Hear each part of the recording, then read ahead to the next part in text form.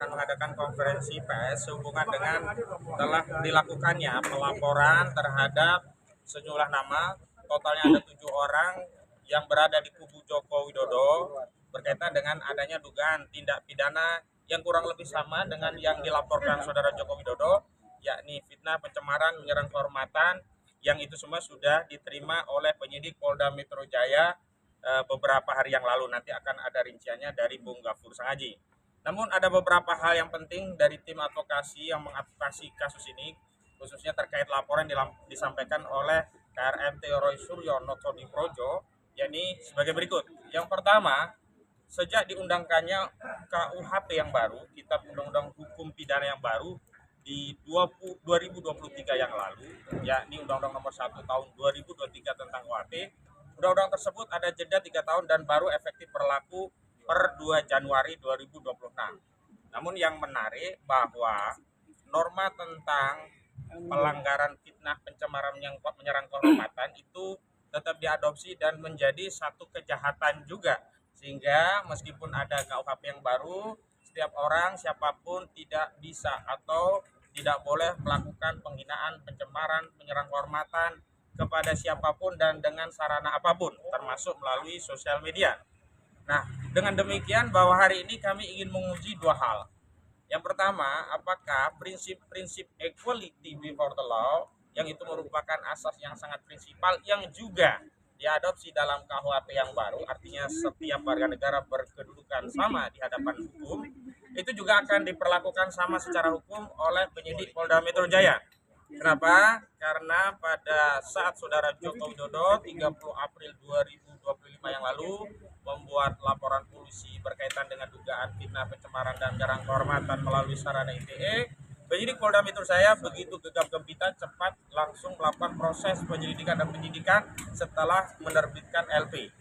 Nah, kita akan uji apakah jika laporan itu dilakukan oleh klien kami KRMT Roy Suryonoto di Projo itu juga akan mendapat reaksi yang sama. Setidaknya saat ini kami apresiasi dari sisi penerimaan LP sudah diterbitkan LP, tetapi tidak cukup dengan hanya menumpuk LP dalam berkas. Kami juga ingin melihat lebih lanjut apakah polisi juga equality dalam konteks melakukan penyelidikan dan penyidikan, bahkan menetapkan 7 orang tersangka yang dilaporkan oleh klien kami. Jadi tidak sekedar formilnya sudah diterima LP, tetapi tindak lanjutnya. Yang kedua, kami ingin tegaskan sikap kesatria klien kami yang tidak saja melaporkan peristiwa, tetapi spesifik juga menyebutkan nama-nama yang nanti juga akan dijelaskan Bung Gafur, yang itu mengkonfirmasi bahwa klien kami tidak ingin mengekstensifikasi laporan ini kepada banyak pihak, seolah-olah nanti akan banyak pihak yang tertuduh dilaporkan. Ini berbeda sekali dengan laporan saudara Joko Widodo yang saat itu hanya mengaku melaporkan peristiwa saja, tidak menyebut nama, tapi ternyata dalam LP yang dia tanda tangani itu justru sudah ada nama-nama. Bahkan nama-nama itu kan menjadi meluas, yang tadinya hanya 5 inisial, terakhir meningkat menjadi 12 orang terlapor, dan kita ketahui ada 3 layer saat itu. Layer pertama layer aktivis, layer kedua akademisi, dan layer ketiga itu adalah layer media atau YouTuber. Namun dalam perjalanannya kami bersyukur klien-klien kami yang ada di layer media atau juga YouTuber yang saat itu juga kami tangani, diantaranya mantan Ketua Komisi Pemberantasan Korupsi KPK Abraham Samad, tidak naik dalam konteks menjadi penyidikan dijadikan tersangka. Tetapi bukan itu poinnya. Poinnya memang sebenarnya apa yang dialami atau yang dilakukan oleh Roy Suryo dan kawan-kawan itu adalah konteksnya sedang melakukan penelitian yang memang kesimpulannya menyatakan ijazah saudara Joko Widodo palsu, bahwa tentu saja saudara Jokowi tidak akan senang dan juga pendukungnya akan kecewa berat, meradang, meronta-ronta, ya gulung-gulung begitu ya, karena kesimpulan itu palsu itu hal yang lain. Tetapi itu adalah konteks dalam konteks penelitian, dan hari ini justru tidak ada konteks penelitian sama sekali. Apa yang dilakukan oleh kubu Jokowi melalui sejumlah nama, diantaranya adalah Mo1, Irjen Mo1, nanti ada penjelasan yang lainnya, itu sama sekali tidak punya underlying sebagai peneliti atau apapun. Bahasa-bahasanya bahasa frontal, bahasa yang tidak mungkin bisa ditafsirkan kecuali itu penghinaan, kecuali itu adalah suatu penyerangan kehormatan. Jadi tidak butuh ahli bahasa, tidak butuh ahli sosiologi, tidak butuh ahli psikologi, tapi kita semua orang yang punya nurani, punya akal sehat pasti akan setuju dan sependapat bahwa statement yang disampaikan oleh terlapor ini adalah tindakan-tindakan atau pernyataan yang terkategori menyerang kehormatan dan kemudian merendahkan marwah klien kami. Memang kami tak sampai hati untuk mengutip atau setidaknya mengcopy paste apa yang menjadi statement mereka karena terlalu menyakitkan ya, terlalu vulgar begitu. Namun yang jelas ketika polisi telah menerbitkan laporan berarti memang statement itu layak untuk dilakukan penyelidikan dan penyidikan. Yang ketiga, ini sekaligus penegasan kepada kubu Joko Widodo bahwa saudara telah memulai perang terbuka dengan membuat laporan polisi pada 30 April 2025 yang lalu. Dan hari ini laporan yang dilakukan klien kami bukanlah perang yang dimulai oleh klien kami, tetapi ini adalah balasan terhadap siapapun yang ada di kubu Jokowi yang terus membela dan membelanya dengan serangan-serangan yang di luar nalar kami. Dan karena kita negara hukum, setiap tindak kejahatan apapun meskipun baru dugaan, maka sudah menjadi kewenangan hak dari klien kami untuk membuat laporan polisi. Jadi sekali lagi, kalau kami dulu sudah menyatakan siap melayani, meladeni apa yang akan dilakukan oleh kubu Jokowi dan seluruh pengikutnya, seluruh pentaklid butanya, hari ini kami tegaskan ini adalah bagian dari kesiapan kami, baik prinsipal maupun tim advokasi untuk menuntaskan. Dan kami minta dukungan seluruh rakyat Indonesia, karena apa yang diteliti oleh klien kami Roy Suryonoto di Projo bukan untuk dan atas nama kepentingan pribadi, tapi ini bagian dari perjuangan untuk menyelamatkan bangsa dan negeri ini dari legasi sejarah buruk pernah dipimpin oleh seorang presiden yang berijazah palsu. Itu harus kita tuntaskan. Dan saya menghimbau kepada saudara Joko Widodo, jika masih tersisa sedikit sikap negarawan dari saudara meskipun tidak lagi menjadi presiden, maka hentikanlah seluruh tuduhan-tuduhan yang tidak berdasar. Saudara telah menuduh ada orang besar di balik perjuangan klien kami. Saudara tidak membuktikan apa yang menjadi tuduhan saudara. Padahal saudara berulang kali menyatakan siapa yang mendalilkan, siapa yang menuduh, dia harus membuktikan. Maka hari ini kami katakan bahwa saudara telah menuduh ada orang besar di belakang kami, maka saudara harus membuktikan. Dan terbukti selain kami sudah melakukan berbagai bantahan bahwa ada orang besar, bahkan pada tanggal 31 Juli 2025 yang lalu kami sudah mengirimkan somasi kepada saudara Joko Widodo. Tetapi sampai hari ini tidak respon, dan saat itu ternyata memang intensitas tuduhan itu turun. Baru kemudian di tanggal 4 Desember 2025 saudara Joko Widodo kembali mengulangi tuduhan orang besar saat diwawancara oleh stasiun Kompas TV.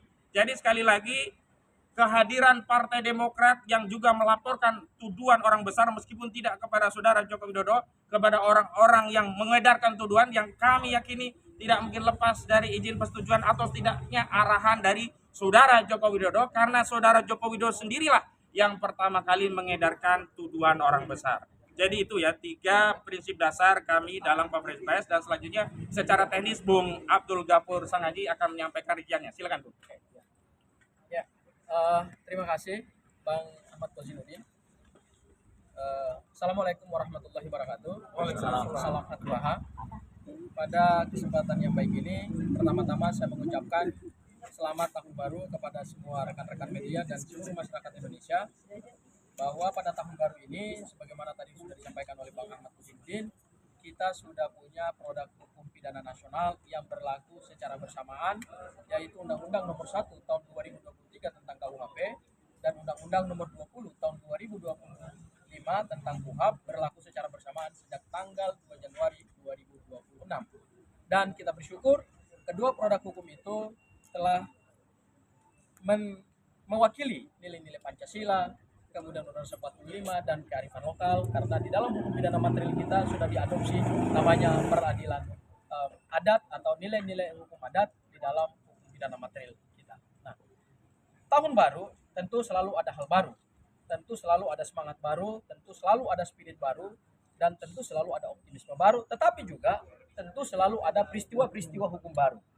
Nah, terkait dengan peristiwa hukum baru ini, terhadap polemik ijazah Pak Joko Widodo yang dari awal diduga adalah ijazah palsu berdasarkan hasil penelitian Mas Roy, Bang Rismond, dan Dr. Tifa, laporan Pak Joko Widodo kemudian diumumkan penetapan tersangka pada tanggal 7 November 2025 yang melahirkan 8 tersangka. Hari ini, tanggal 8 Januari 2026, Mas Roy melaporkan 7 terlapor yang mereka tentu adalah pendukung Pak Joko Widodo. Angka 7 dan angka 8 telah menorehkan sejarah baru lagi, yaitu tanggal 7 November 2025 lahir 8 tersangka, pada 8 Januari hari ini lahir 7 terlapor. Ya, artinya angka 7 dan angka 8 ini melahirkan sejarah baru dalam konteks kekesaksian ijazah Pak Joko Widodo. Nah, perlu saya tegaskan bahwa apa yang dilaporkan oleh Mas Roy adalah dalam kapasitas sebagai seorang warga negara Indonesia, bukan dalam kapasitas sebagai tersangka. Ya, dahulu Pak Joko Widodo melaporkan Mas Roy dalam konteks sebagai terlapor. Hari ini di tahun baru kita masuk babak baru, ya, yaitu Mas Roy menjadi pelapor terhadap 7 orang yang kami duga itu adalah pendukung Pak Joko Widodo, ya. Dan yang dilaporkan oleh Mas Roy dalam konteks bukan karena merasa diserang atau bukan karena dalam konteks tuduhan ijazah palsu dia yang kemudian sudah naik dalam tahap LP Pak Joko Widodo, bukan itu konteksnya. Konteksnya adalah selama ini Mas Roy dituduh, ya, secara luar biasa, difitnah secara luar biasa terkait dengan kedudukan Mas Roy sebagai seorang warga negara yang harkat dan martabatnya dilindungi oleh konstitusi, dilindungi oleh semua kaidah-kaidah hukum pidana internasional, baik yang diatur di dalam Universal Declaration of Human Rights tahun 1948, ICCPR, International Convention on Civil and Political Rights, yang sudah kita ratifikasi dengan Undang-Undang nomor 12 tahun 2005, dan semua kaidah-kaidah hukum pidana nasional kita, baik Undang-Undang nomor 39 tahun 1999 tentang HAM, Undang-Undang Kekuasaan Kehakiman, dan 2 produk hukum pidana kita yang baru, yaitu KUHP dan KUHAP yang baru. Yang dilakukan oleh Mas Roy adalah melaporkan 7 orang yang kalau kita lihat delik kualifikasi deliknya sama dengan yang dilaporkan oleh Pak Joko Widodo, yaitu dugaan pencemaran nama baik dan fitnah. Bedanya adalah Pak Joko Widodo melaporkan dan kemudian lahir 8 tersangka itu menggunakan KUHP yang lama, yaitu pasal 310 dan pasal 311. Sekarang yang dilaporkan oleh Mas Roy itu menggunakan KUHP yang baru yang dilaporkan 2 pasal, yaitu pasal 43 ayat 2, 433 ayat 2, dan pasal 434 ayat 1. Ya. Di dalam hukum pidana kita yang baru ini, perlindungan terhadap kedudukan seorang warga negara dari fitnah dan pencemaran nama baik itu luar biasa. Ya, diatur di dalam bab 17 KUHP yang baru, dan luar biasanya di KUHP yang baru ini ada 5 pasal yang secara spesifik. Dari pasal 433 sampai pasal 437. Dahulu di KUHP yang lama hanya 2 pasal. Pasal 310 dan pasal 311. Jadi yang dilaporkan oleh Mas Roy, saya tegaskan kembali lagi, bukan karena kedudukannya sebagai seorang tersangka, tidak. Tetapi karena kedudukannya sebagai seorang warga negara yang punya hak dan dilindungi oleh konstitusi dan dilindungi oleh hukum, mempunyai hak untuk melaporkan siapa saja yang diduga telah melakukan pencemaran nama baik dan fitnah. Itu hal yang pertama. Ya. Hal yang kedua,